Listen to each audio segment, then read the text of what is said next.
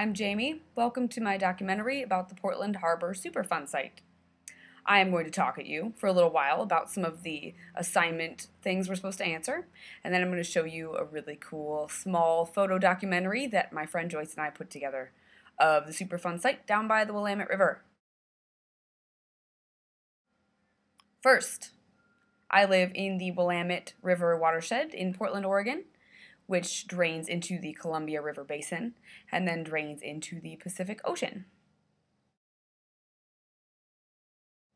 The problem I'm going to talk about today is contamination of sediments underneath the Willamette River and alongside the Willamette River with dangerous chemicals known to be hazardous to human health and wildlife and the environment. Those contaminants got there over about 100 years of really heavy industrial use of those areas along the river. Contaminants found underneath the Willamette River and alongside of it pose threats to human health because people like to eat the fish and other aquatic wildlife that lives in the Willamette River. Oftentimes, indigenous groups of people base a huge portion of their diet and their local economy on fish resources, and so this can be a problem if people are consuming heavily contaminated fish.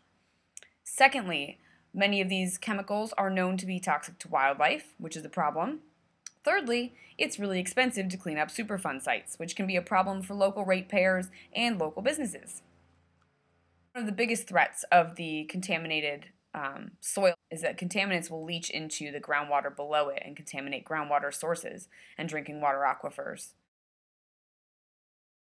Since the Superfund site here was created by businesses that have been in operation for maybe 100 years, the US EPA and the Clean Water Act did not exist back then, and it was very likely that there were pollutant streams coming directly from point sources, from pipes exiting these places full of contaminated effluent. Also, non-point sources of pollution, I'm sure, were a part of the problem and continue to be from some of the businesses that still exist there.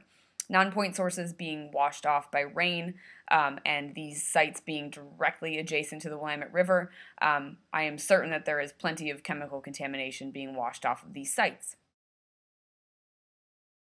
Thank goodness for the U.S. Environmental Protection Agency and the Federal Clean Water Act, who have made it really hard to pollute via point sources of pollution coming out of pipes.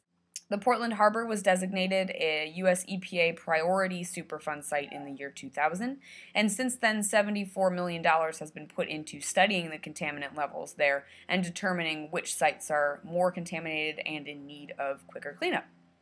Some sites have been cleaned up by now in 2012, although not many of them have, and many sites are still in the planning phases of determining how they will fund cleanup and what type of cleanup needs to happen. Cleaning up, or remediating as it's known, one of these Superfund sites full of toxic substances is done primarily in two ways. One of them is dredging, which is actually literally removing the sediment from the site. It's much more expensive and much more complicated to do without releasing sediment into the river and letting it blow on down to the Columbia.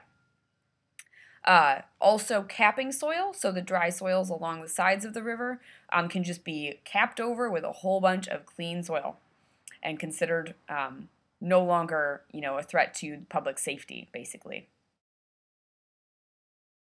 Prevention!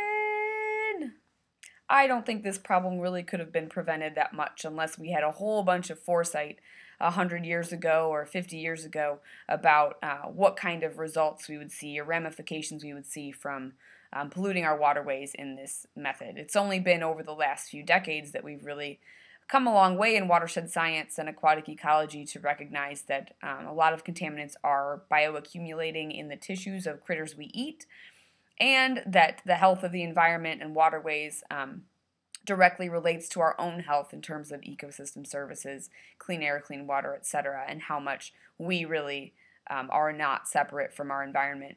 So I don't think that we could have done a lot in advance unless we had known those things. Fortunately, we do know them now. We had to learn that lesson the hard way. But thank goodness also for federal regulation of water quality. I am a big fan.